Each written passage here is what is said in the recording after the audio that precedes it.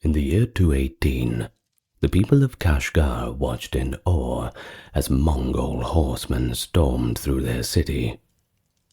But not to obliterate their faith, they came to announce its freedom.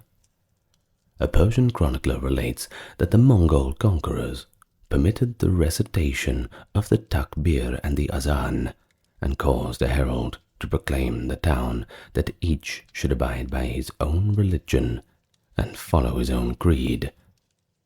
Then we knew the existence of this people, the Mongols, to be one of the mercies of the Lord. This scene was repeated across a vast empire. The Mongols, fearsome warriors who sacked cities all the way from Beijing to Baghdad, often showed an extraordinary and, frankly, surprising tolerance for the religion of those they conquered. It's a striking paradox. How can the same empire that spread terror on the battlefield foster a realm where Buddhists, Muslims, Christians, and others generally worshipped in complete peace? It's the kind of paradox we explore today, examining the religious tolerance of the Mongols from the time of Genghis Khan's rise around 1206, through the heights of the unified empire, and into later khanates like the Yuan dynasty in China and the Ilkhanate in Persia. We'll travel from the felt tents of Genghis Khan's encampment, where shamans and imams might both find favor, to the cosmopolitan capital of Karakoram, where as one visitor marveled, quote, 12 temples of idols, 2 mosques, and a Christian church, all stood within the walls. So, we're going on a 13th century world tour. We'll see Genghis Khan forging unprecedented policies of religious freedom to bind together his sprawling conquests. We'll sit in on debates among monks, mullahs, and priests at the great Khan's courts. We'll observe Kublai Khan in later times, honoring every prophet he knows in a grand gesture of respect to all faiths. But we'll also scrutinize things where we can, a banned ritual here, a zealous prince there. Everyone's tolerance has its limits.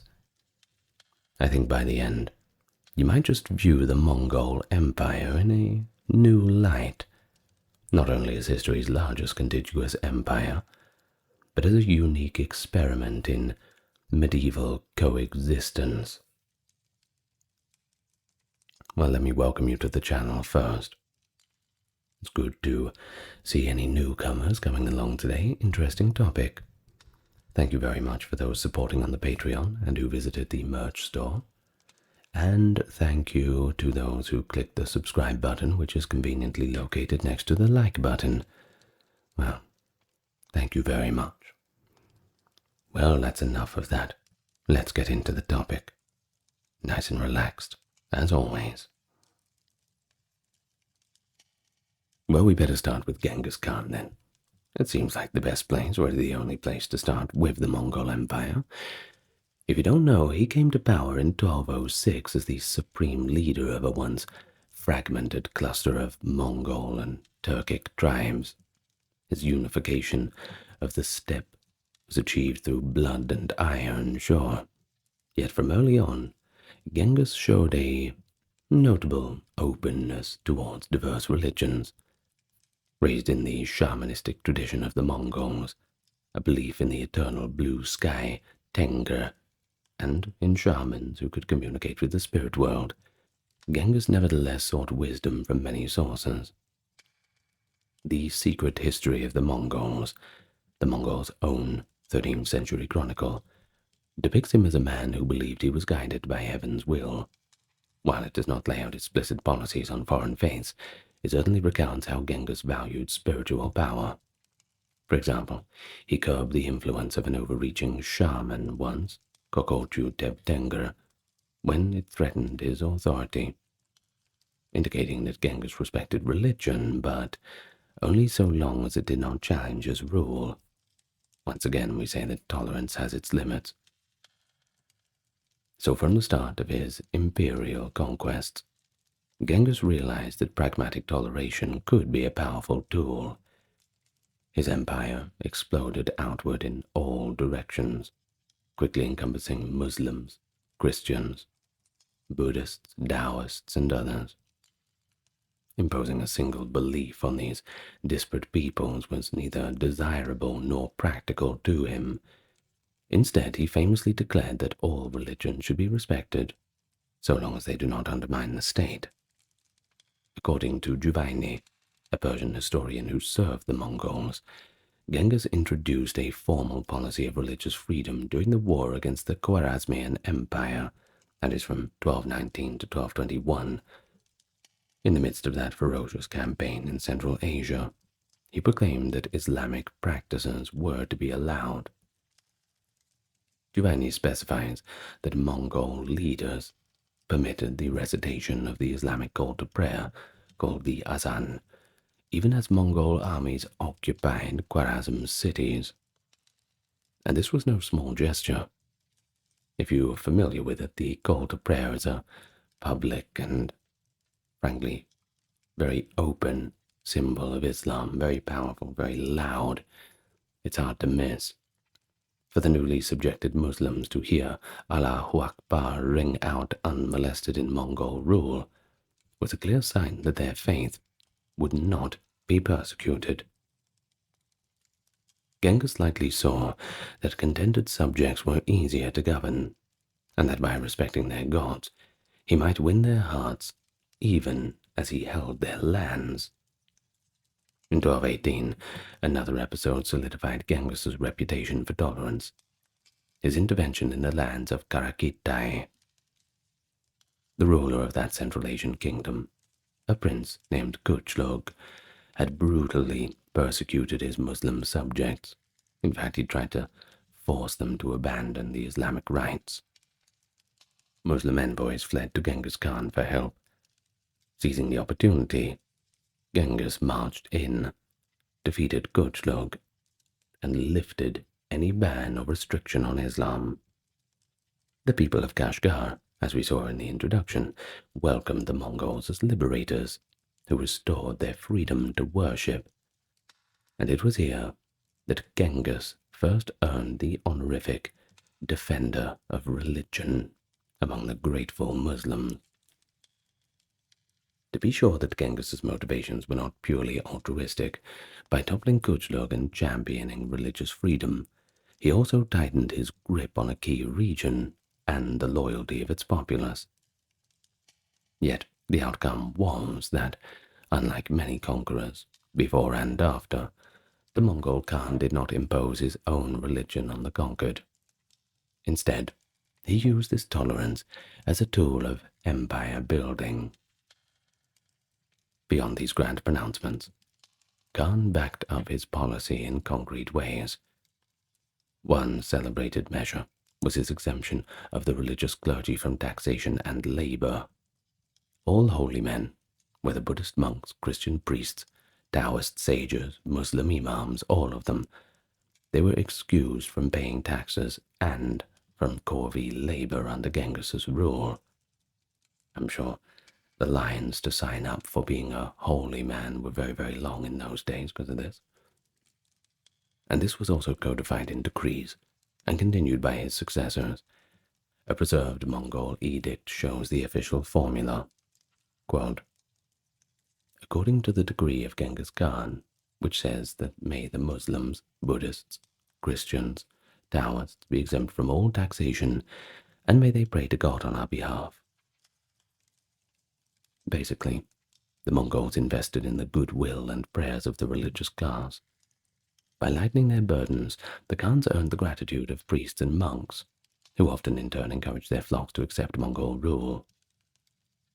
Genghis also showed personal respect to religious figures. He met with leaders of different faiths, famously inviting a Taoist hermit, Chou Chu-chi, to his camp in 1222 to seek spiritual guidance on how to live longer. He treated the sage with honor, calling him immortal, listening to his counsel. This anecdote, recorded by the Taoist disciples, illustrates his curiosity and respect even to faiths far removed from his own shamanic roots. But let's not get too far ahead of ourselves. The Mongol tolerance had its pragmatic limits. Genghis Khan's chief priority was unity and obedience in his realm. That always came first. And if any religious practice seemed to threaten social order or his authority, he didn't hesitate to crack down. Loyalty to the Khan came before loyalty to anything else.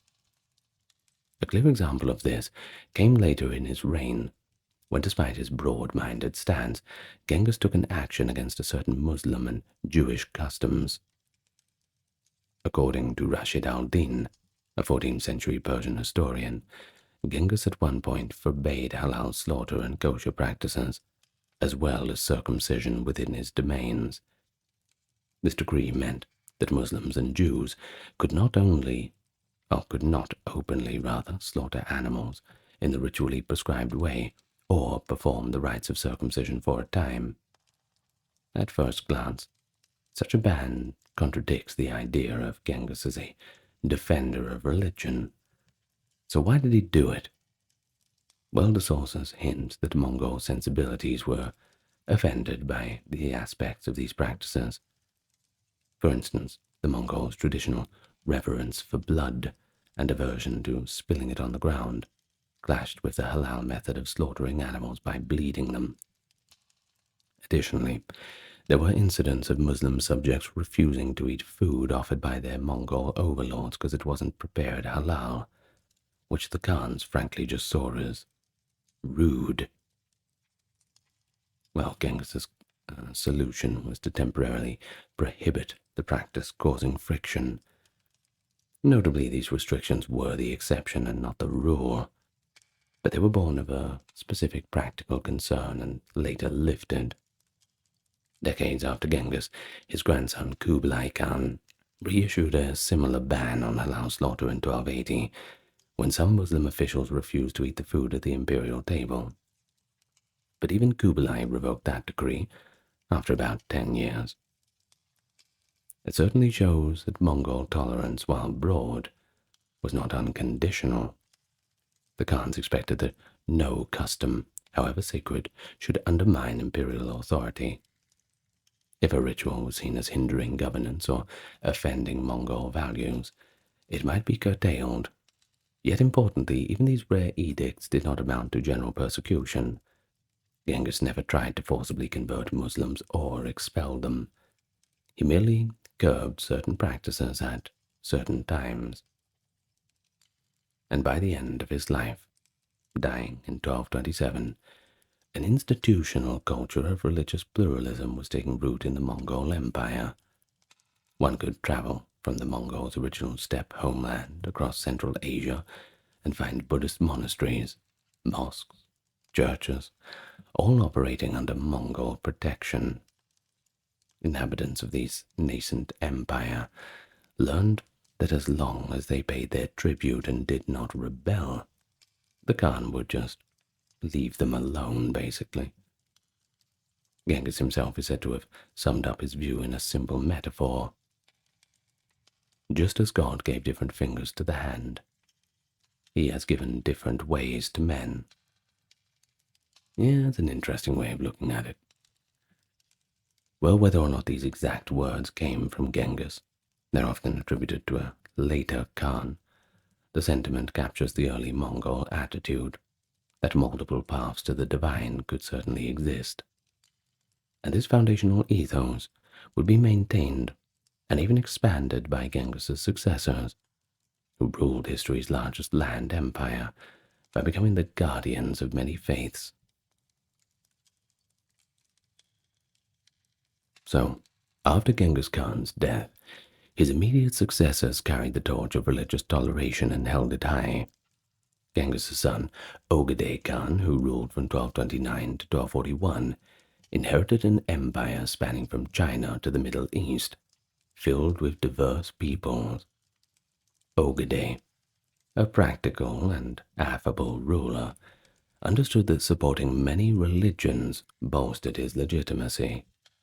During Ögedei's reign, the Mongol capital city of Karakorum truly became a showcase of the empire's pluralism. This city, rising on the windswept plains of Mongolia, was but a tiny microcosm of Eurasia. The Franciscan friar, William of Rubruck, who visited Karakorum in 1254, provides a pretty good eyewitness description. He marveled that within Karakorum's mud and brick walls there were 2 quarters, one for the Saracens, the Muslims, and one for the Cathayans, the Chinese. There were 12 idol temples, 2 mosques where the law of Muhammad is proclaimed, and 1 Christian church at the far end of town.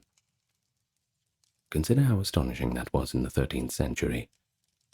One small city on the Asian steppe, where one could find Buddhist temples, Muslim mosques, Nestorian Christian churches, all serving their faithful. Traders from Arabia could say their prayers at a mosque, Chinese artisans could burn incense to the Buddha, and European captives or merchants could attend Sunday Mass, all under the Khan's protection. Rubruck's account shows that by the mid-13th century, the Mongols had created an environment where multiple religions literally stood side by side. And so, at Karakorum and other royal camps, the great Mongol Khans patronized interfaith dialogues and debates. Mongol rulers enjoyed pitting religious scholars against each other, learned in disputation, not to humiliate them, but to hear different philosophies and perhaps glean some wisdom, and also, some scholars note, for entertainment.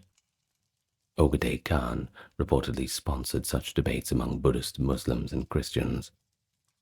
The tradition continued under his successors. The atmosphere at the Mongol court was one of curious, if somewhat patronizing inquiry. Since the Mongols themselves had no dogmatic scripture beyond their reverence for Tenga, heaven, they were intrigued by the teaching of Islam, Christianity, Buddhism, Taoism, etc. One could encounter a Taoist monk from China, a Syriac Christian priest, and a Sufi mystic from Persia, all dining together at the Khan's table. Each would pray in his own fashion before the meal, and the Mongols allowed each prayer, hoping to cover all bases of divine favor. The Mongol elite often synthesized or simultaneously practiced elements of different faiths. Many of them still observed shamanic rituals, honoring heaven and their ancestors, even as they also attended, say, a Buddhist ceremony. There was no notion of exclusive religion. The Mongols saw the spiritual world as plural. This outlook made them exceptionally adaptive and accommodating rulers of a very broad empire. The reign of Möngke Khan, 1251–59, a grandson of Genghis, is particularly notable for the Mongols' ecumenical spirit, but as well as revealing some of its limits. Möngke presided over the empire at its territorial peak, and he kept a firm policy of toleration. Like his predecessors, Möngke exempted religious institutions from taxes, and even granted some churches and mosques official privileges. He was surrounded by a cosmopolitan court. His mother had been a Christian from the Karaite tribe, and many of Möngke's closest advisors were either Muslim or Christian. William of Rubruck spent several months in Möngke's court and left a detailed report of religious life there. On feast days, Möngke would invite representatives of each creed, Christians, Muslims, Buddhists, offering prayers and blessings in turn. Rubruck describes one remarkable debate in 1254 that Möngke had organized between himself and, as a Catholic friar, some Nestorian Christian clergy, a group of Muslim clerics and Buddhist lamas. They argued theology in front of the Khan, each defending his faith. Möngke ensured the debate remained civil, though heated, and reportedly enjoyed the theological sparring. After one such debate or discussion, Möngke Khan gave Rubric a candid explanation of why the Mongols patronized all religions. Citing the one god above, Möngke said to the assembled visitors, "We Mongols believe in one God, by whom we live and die. Just as God gave different fingers to the hand, so he's given different ways to men." Once again, this is where we get the attribution to the later Khans. In other words, the Almighty may be one, but he granted diverse paths for worship to him. This profound analogy, the hand with many different fingers, is one of the most famous statements of Mongol religious policy, and I actually really like it. I think it's a good saying. Either way, it came straight from the great Khan's mouth as recorded by Rubric, arguments notwithstanding. Möngke went on to chastise the Western Christians for not following their own scriptures fully, and explained that God gave the Mongols their own way, in their case relying on the shamans and their traditional worship of heaven. The Mongol ruler's view was essentially pluralistic. He had no need for all the peoples to share one religion, as long as they all recognized the overarching supremacy of heaven, and by extension, heaven's earthly instrument, the Khan.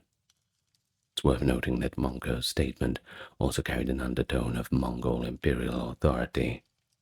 Immediately after the different fingers remark, he warned that if any group defied the Mongols, believing their religion made them superior, they would be swiftly dealt with. Tolerance was extended by the Mongols, but they expected reciprocal respect and political obedience. Another instructive encounter occurred during Möngke's era was the King Hethum I of Cilicia, a Christian monarch who visited Karakorum seeking alliance. Hethum reportedly urged Möngke to convert to Christianity. Möngke politely rejected him, stating that he wished that all his subjects truly worshipped the Messiah, an interesting remark showing he admired Christian devotion. But, he said, I cannot force them to change their religion. This response shows a critical aspect of Mongol policy. Unlike many rulers of that age, the Khans generally did not endorse forced conversion. Möngke saw value in Christianity, but he would not impose it on the multitudes of Muslims and Buddhists and others under his rule. For the Mongols, social stability and loyalty were far more important than anything else. In fact, forcing a new religion on conquered peoples would have been a recipe for rebellion, and that's a mistake that the Khans wisely avoided. Thus Möngke's reign continued the broad pattern. The Mongol Empire was an umbrella, sheltering all faiths, so long as those accepted Mongol dominion. That being said, even under these enlightened Khans, not every Mongol princeling was tolerant, nor was every incident harmonious. There are no perfect worlds, after all. Some members of the royal family held personal grudges or prejudices. An example comes from a hostile Muslim source, Juaini or Juziani in India, who despised the Mongols for their conquest. He claimed that Genghis Khan's second son, Ögedei, was particularly cruel to Muslims, alleging among the Mongol rulers there was not one who was a greater enemy of Islam, and that Ögedei even urged massacring them all. Well, the account is likely a bit of an exaggeration, colored by the trauma of conquests. In fact, Juziani was writing about the destruction of Khwarezm and the slaughter in cities like Balkh and Bukhara. It's true that Ögedei Khan enforced Mongol laws strictly, which sometimes conflicted with Islamic customs.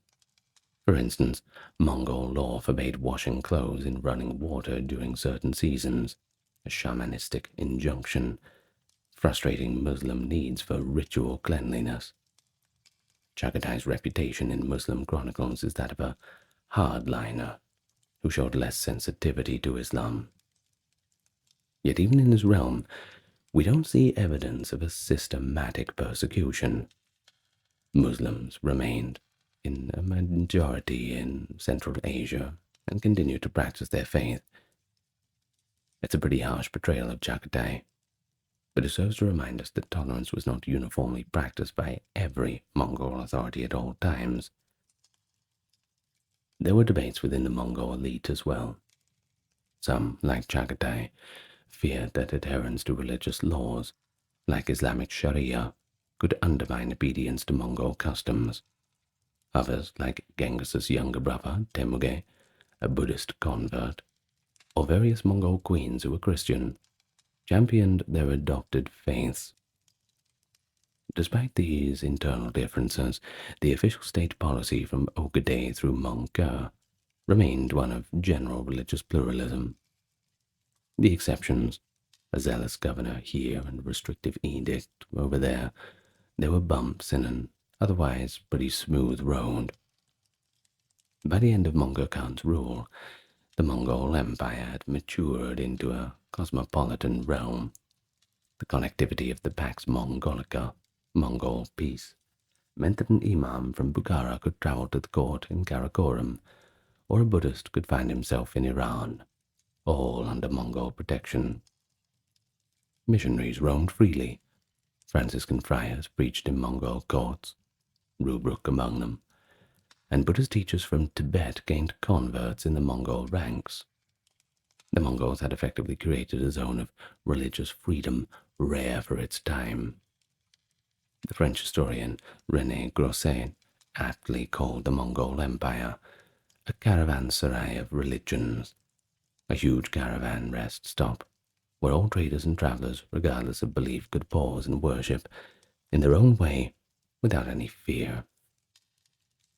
This broad tolerance set the stage for what would happen as the empire split into regional khanates, and as new generations of Mongol rulers, some of whom personally embraced foreign religions, came to power.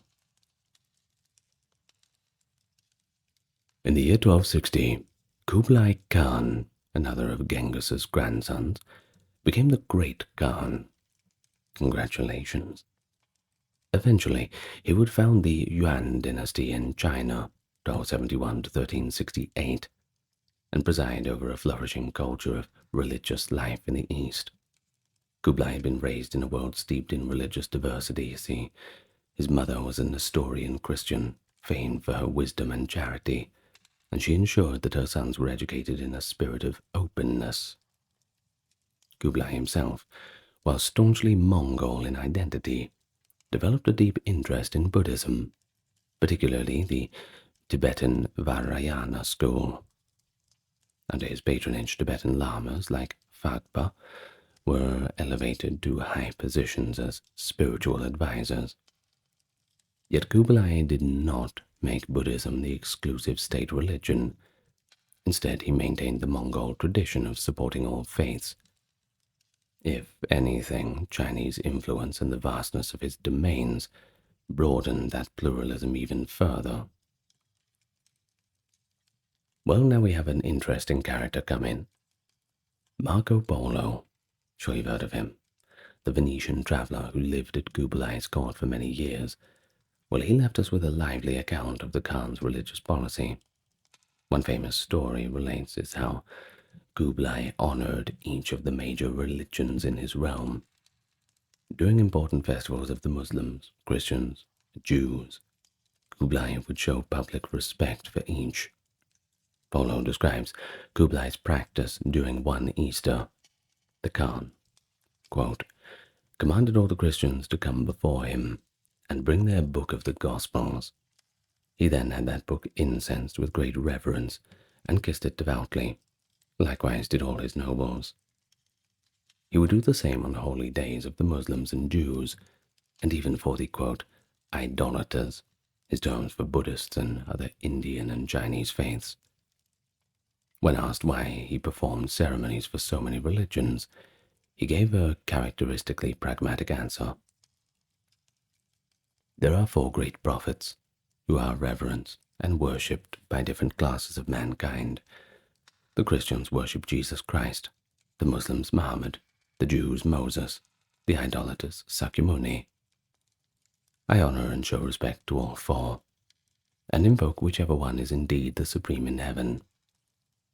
In other words, Kublai was hedging his bets spiritually. By venerating all of the major holy figures, he hoped to secure divine favor, no matter who was truly in charge up there. It's a kind of, well, almost you could say a playful rationale to a very serious policy. That being that Kublai refused to alienate any of his subjects on religious grounds, so he went out of his way to make each community feel valued. The fact that the Supreme Emperor of China and much of Asia would publicly kiss a Christian gospel one day and respectfully bow at a Buddhist shrine the next left quite an impression on observers like Marco Polo. It demonstrated a degree of official religious cosmopolitanism that was virtually unheard of in medieval Christendom or the Islamic world at that time. Under Kublai's Yuan administration, all faiths had avenues to thrive. He established officers to oversee the needs of the various religious groups. Muslims, often called Hui in China, had their own officials and courts for personal law. Nestorian Christians built churches in the capital of Kanbalik, that is Beijing, the old word for it at least. Buddhists received large patronage. Kublai commissioned the building of grand Buddhist temples and monasteries, and he supported translations of Buddhist scriptures. Confucian scholars, while somewhat out of favor politically, were still respected and employed in education and administration. The social fabric of Yuan China was a mosaic. Mosques operating in Beijing, Islamic traders from Central Asia enjoyed high status at court. In fact, one of Kublai's favorite ministers was Ahmad Fanakati, a Muslim from Central Asia. And in southern China, Taoist and local Chinese folk religions continued to be practiced freely. Indeed, one could argue that religious tolerance was one key that allowed the Yuan dynasty to rule a culturally Chinese society, despite being foreign conquerors. By not attempting to suppress Chinese religions, Kublai avoided the mistake that later invaders made. He did not force the Chinese to convert to some steppe shamanism. Instead, he just adopted enough of their cultural norms and let them continue venerating their ancestors and gods, thus securing a smoother governance. But that's not to say that Kublai's era was entirely without religious friction. One notable exception in Yuan times was Kublai's conflict with certain Taoist sects.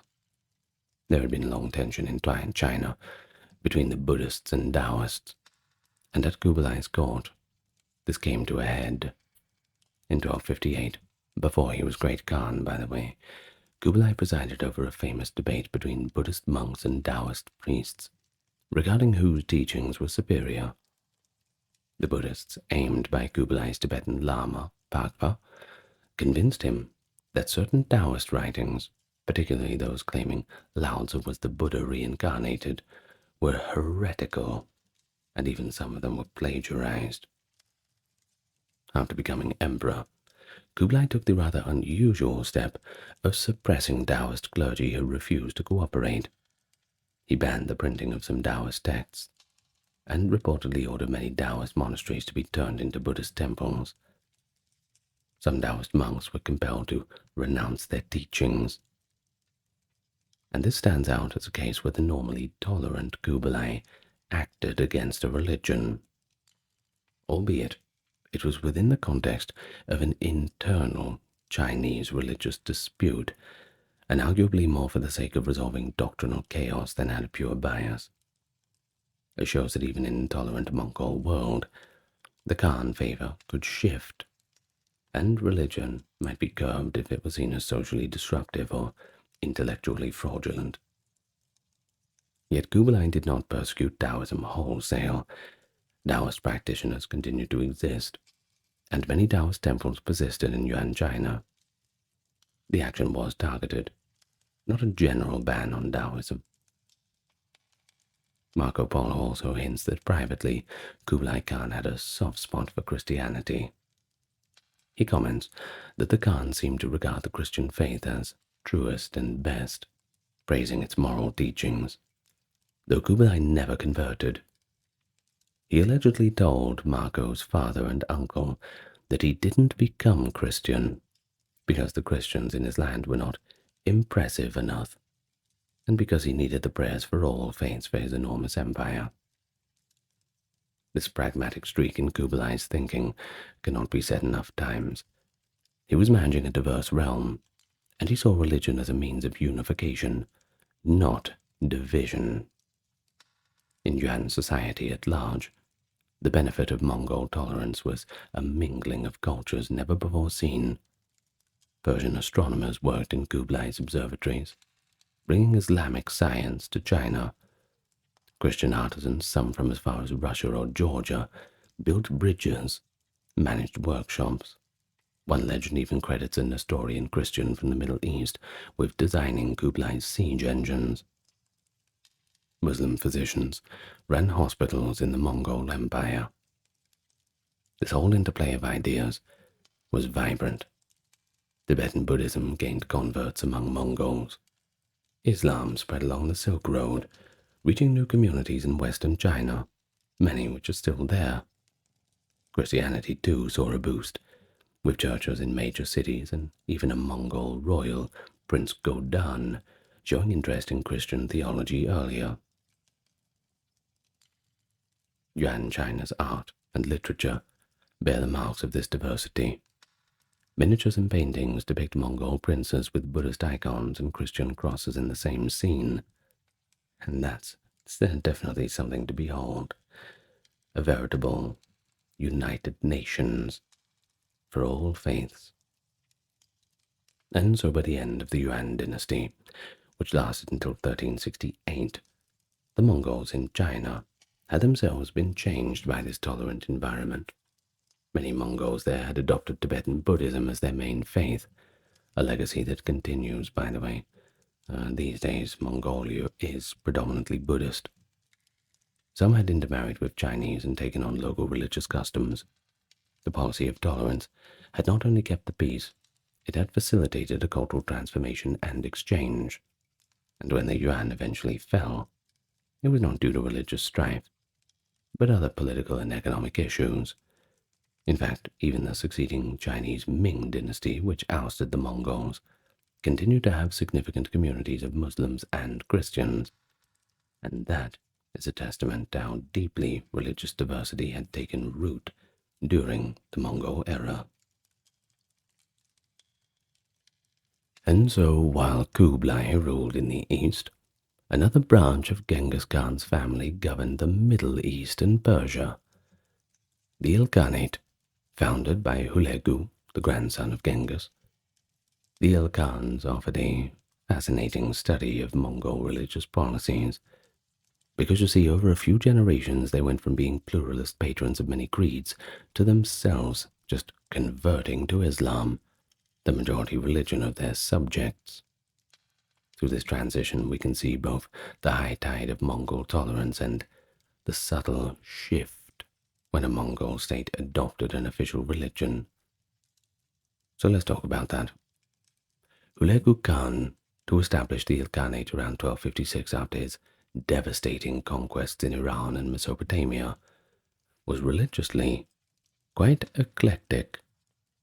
Hulagu was a Buddhist, or possibly shamanist by inclination, but he also strongly influenced by his Christian wife, Dokuz Khatun, who was a Nestorian from the Keriot tribe.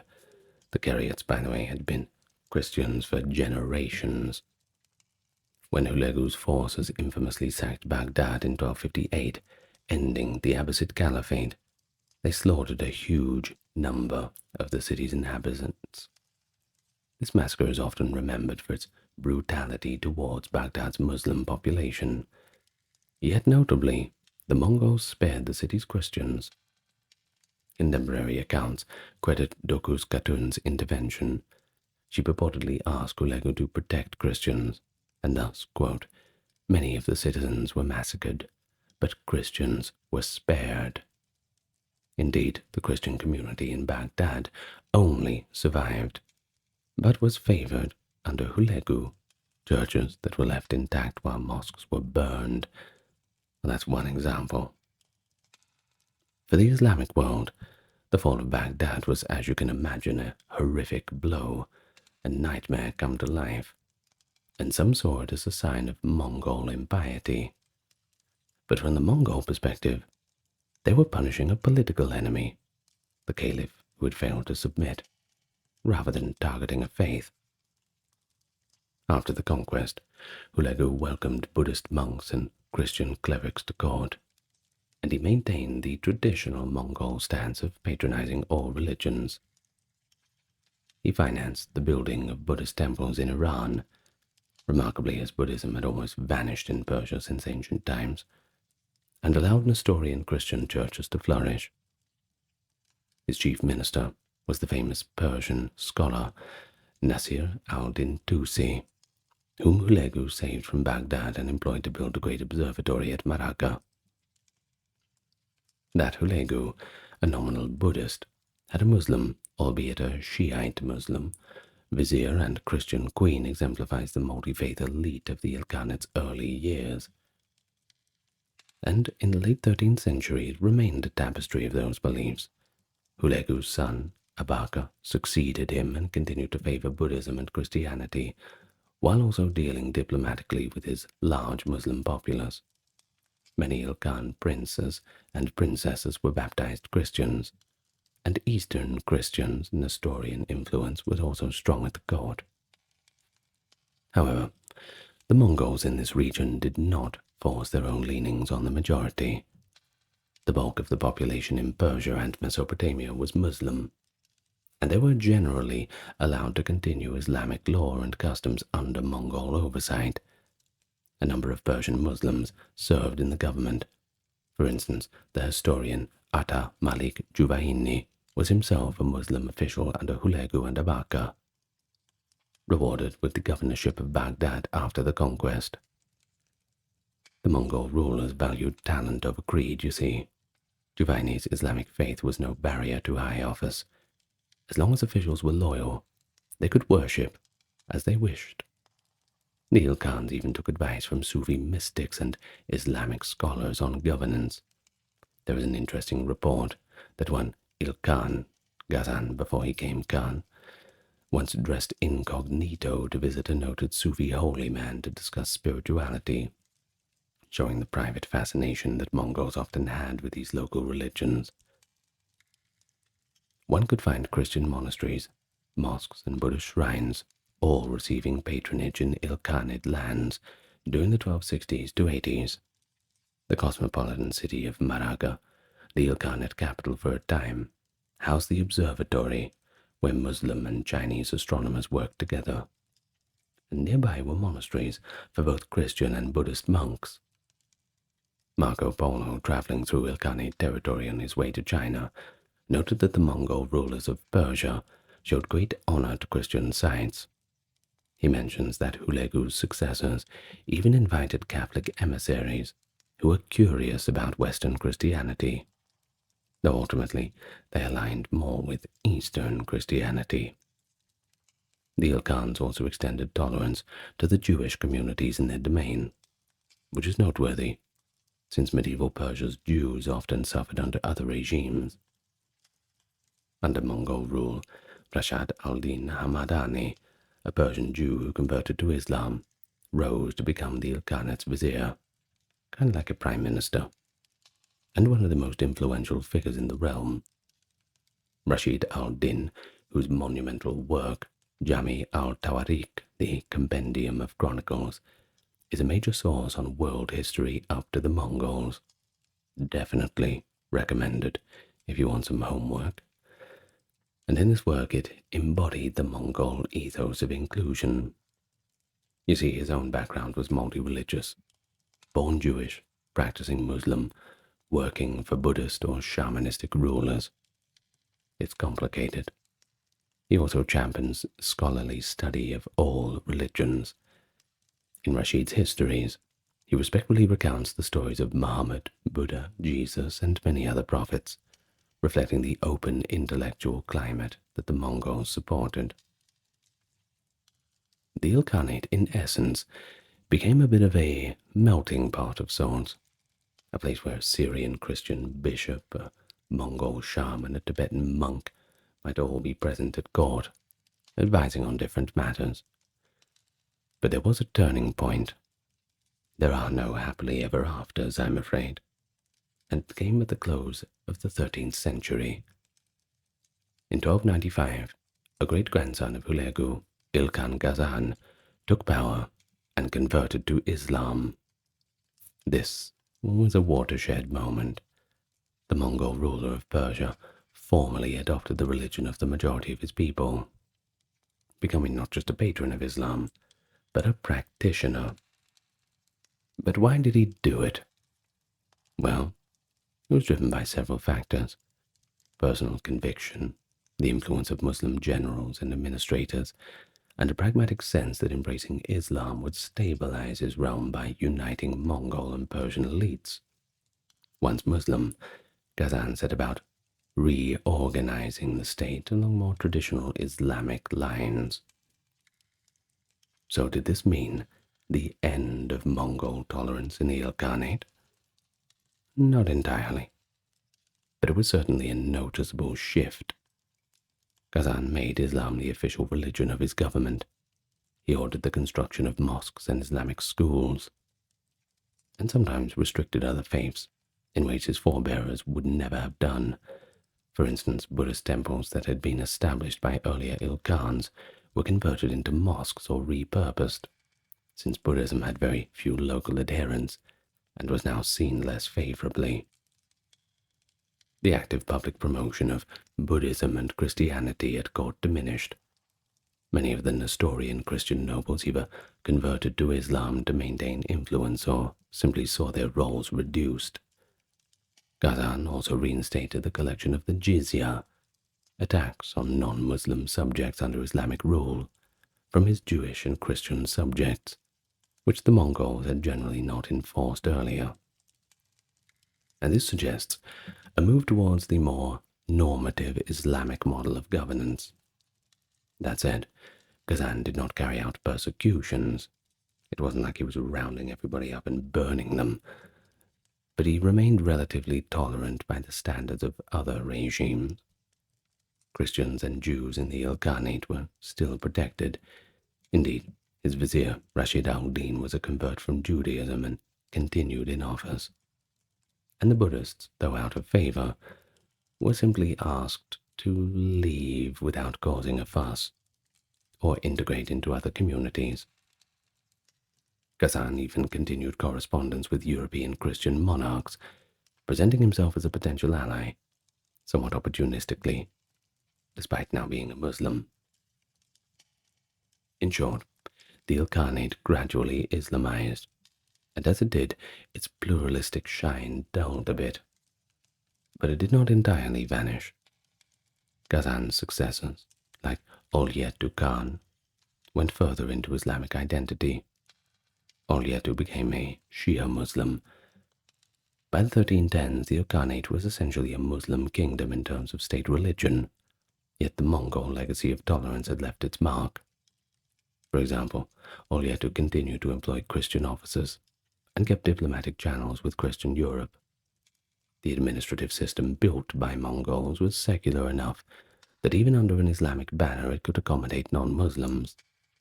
Notably, when Ögedei's vizier, Rashid al-Din, was executed in 1318, on charges of poisoning, by the way, likely trumped up. It marked a sign that the new Islamic establishment was less comfortable with a man of different origins in power. Over time, the vibrant multi-religious court culture of the early Ilkhans gave way to a more homogenized Muslim one, a natural outcome, as the Mongols themselves were assimilated into the local population. The Ilkhanate itself fragmented and collapsed by 1335, but by then, most of the Mongol elite in the region were thoroughly integrated as Muslims, and their earlier patronage of other religions had largely ceased. Well, it's important to stress that even during this transition, outright religious persecution was rare. Things didn't descend into complete chaos like you would think. The Mongols did not forcibly convert their subjects to Islam when they themselves converted. It was more that they themselves just assimilated. One exception could be seen in the occasional flare-ups. For example, after Hulegu's time, there were reports that some Mongol commanders who became Muslims might harass Buddhist monks or destroy a temple here and there. But these were not long-standing policies from the top.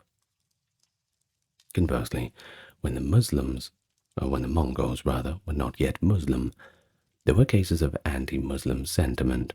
For instance, Hulegu at one point executed the Caliph and many Muslims, and his son, Akaba, later fought Muslim Mamluks. Some have interpreted their actions as having a religious tinge, especially since Hulegu allied with Christian powers against the Muslim Mamluk Sultanate. Yet the Mongols' primary motive in those conflicts was a geopolitical one, not ideological. Interestingly, the defeat of Hulegu's forces by the Muslim Mamluks in 1260 at Ain Jalut was celebrated in the Muslim world as a victory of Islam over the infidels, highlighting that many Muslims did view the Mongols with suspicion religiously. Either way, over time, the Ilkhanate Mongols disproved fears of being crypto-crusaders by eventually embracing Islam themselves. Alright, 51 minutes into the video, and I know what you're thinking. Why has he not talked about the Golden Horde? What is he hiding from us? Well, I would be remiss to omit that, wouldn't I? The Mongol realms in Russia and the Western Steppes, and of course the Ögedei Khanate in Central Asia. They were too exemplified by religious tolerance, but they had their own little twists. These western regions, ruled by descendants of Genghis' sons Jochi and Ögedei, started out as pluralistic Mongol states, just like the Ilkhanate, but eventually they became predominantly Islamic by the 14th century. Now, what is the Golden Horde? Well, it was the Mongol Khanate ruling over the western Eurasian steppe, including what is today Russia, Ukraine, Kazakhstan, parts of the Caucasus. In the mid-13th century, its leaders such as Batu Khan, another grandson of Genghis, adhered to an old shamanistic and Tengrist belief and had no state religion. Batu and his immediate successors allowed the diverse peoples under their sway to keep their religions, and this included the Turkic and Mongol nomads of the Horde, many of whom still worshipped Tengur or practiced shamanism. They conquered Turkic Muslim populations around the Volga too, and the majority of the sedentary population, these and Orthodox Christians of the Rus principalities, they were all included. One of the most remarkable aspects about Mongol rule in Russia was their treatment of the Russian Orthodox Church. The Mongols devastated Russian cities in initial conquests, but once domination was established, they tended to prefer dealing with churchmen as intermediaries, finding them pretty useful to keep people in control. The Orthodox Church was granted exemptions and charitable treatment, much like clergy in other parts of the empire. Chroniclers note that the Mongol Khans confirmed the tax-exempt status of the Orthodox Church, and often allowed Russian metropolitans, that is, high bishops, to travel to the Mongol capital, receiving charters of protection. In fact, in 1267, the Khan Möngke Timur officially exempted the Orthodox Church from taxes, a privilege reaffirmed by later Khans. Even when times were tough, the Mongols understood that antagonizing the church could incite people, so they generally refrained from doing it. A pretty wise choice. There is an illustrative incident. In the 1340s, the Khan Yani Beg briefly imposed a tax on the Orthodox Church in his lands, but within 5 years, the decree was revoked and full exemption restored.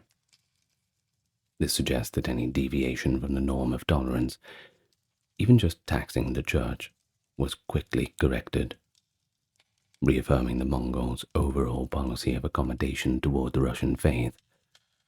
As a result, the Orthodox Church actually strengthened under Mongol rule, expanding its influence, while the Mongols kept the secular rulers, i.e., the princes, in check. For the common people in the Golden Horde realms, religious life carried on with minimal interference. Russian peasants continued to attend their churches and venerate icons. If anything, the Mongols indirectly protected the church from meddling by the often power-hungry Russian princes. In the Horde's capital city of Sarai on the lower Volga, new religious communities sprang up. There were mosques for the growing Muslim population, as well as churches for the immigrants and captives from the West. Travelers reported that Sarai and other Horde cities were pretty cosmopolitan, with markets where Central Asian Muslims, Italian traders, Greek or Russian Orthodox clergy, and steppe shamans might all cross paths. A significant turn in the Golden Horde came when Berke Khan, Batu's brother, assumed power in the 1250s. Berke was the first Mongol prince of note to convert to Islam, sometime around 1257. Unlike in the Ilkhanate, where the conversion happened after several decades of rule, Berke's conversion occurred relatively early, while the Mongol Empire was still united under Möngke Khan. Berke's Islam played a role in the famous conflict between him and Hulegu, the Ilkhan. As Hulegu attacked Baghdad, the Muslim Berke grew angry and allied his horde with the Egyptian Mamluks to stop the expansion of Hulegu. This was the first instance of Mongols fighting Mongols with a religious justification. Berke reportedly said, "Hulegu destroyed the caliphate and killed Muslims, and he will have to answer for that." Nevertheless, Berke did not impose Islam on the Horde's population. He built a mosque in Sarai and welcomed Muslim advisors, even establishing Sharia courts for Muslims in his realms. But the administration remained largely in the hands of traditional Mongol nobles and some foreign merchants, many of whom were Muslim anyway, so, all's well that ends well. The Horde thus gradually Islamicized at the top, but it remained religiously diverse at the ground level. Later, in the 14th century, Özbek Khan of the Golden Horde made Islam the state religion more formally, and then got to encouraging the Mongol nobles to convert, reportedly with some force against those who resisted. Under Uzbek, reigning 1313 to 41, the Horde became a majority Muslim ruling class. Even then, however, they did not try to forcibly convert their Christian Russian subjects. The Russians continued to practice orthodoxy, and the Khans continued to be patrons, at least in a sense, of the Russian Orthodox Church, as it helped maintain stability. The Horde's policy toward the Church remained a protective one. Several Russian chronicles mention that, with gratitude, the Pax Tatarica that allowed the Church to function unmolested. As Mongols themselves adopted Islam, their attitude toward the Church did cool somewhat. Later Khans less personally invested in fostering Christianity, but generally they stuck to the precedent of tolerance established earlier. The main difference was that Islam now enjoyed a favored status in the Horde. We're talking state sponsorship, court ceremonies in the Islamic style, this kind of thing. Whereas before it was but one among equals, now there was clearly a favorite. Non-Muslims in the Horde increasingly became simple subjects, peoples paying taxes or tribute to an Islamic state, rather than partners in a pluralistic empire. But even so, religious freedom at the personal level remained, at least in the most part. There were no Mongol-led pogroms or mass conversions in the Horde's vast territories. The conversion of the Golden Horde rulers to Islam did lead to some cultural changes. For example, by the 1330s, coinage from the Horde bore Islamic proclamations, and Mongol names were replaced by Islamic names among the elite. But the everyday religious life of their subjects carried on with continuity. Indeed, the Russian Orthodox Church survived the entire Mongol period completely intact, and would later become the centerpiece of Russian identity when Mongol rule eventually receded. Meanwhile, in the Chagatai Khanate, Central Asia, including much of Transoxiana and Turkestan, the pattern was pretty similar. Chagadai's descendants ruled over a mostly Muslim population. Turkic cities like Bukhara, Samarkand, for example, were centers of Islam. Yet they themselves initially clung to Tengrism or Buddhism. This caused a bit of friction. As noted, one early Chagatai Khan was reputed to having been quite hostile to Islam, and there were episodes of Muslims in Central Asia being penalized for following Sharia law over Mongol law. But in general, even the Chagatai realm operated on the principle of live and let live pretty rigorously. In the late 13th century, during the reign of Khan Barak and others, Buddhist influences were introduced. Yet Islam remained deeply rooted among the people and many lower officials. Eventually, like their cousins elsewhere, the Chagatai Mongols also embraced Islam, most prominently with Tarmashirin Khan in the 1330s, who converted to Islam and encouraged others to do likewise.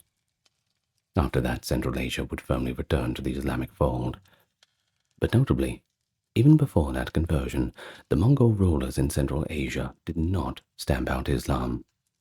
They built new temples for Buddhists, but left the mosques standing. And after conversion, they did not wipe out the remnants of Buddhism or Nestorian Christianity immediately. Those gradually faded in the face of the now dominant Islam. And with that we get to the end. What did you think? Were they really tolerant? At least by the standards of the day, I think we can certainly say that they were. We wouldn't say that they were intolerant, that's for sure. Well, let me thank my top-tier patrons and supporters, doing God's work, keeping the channel going.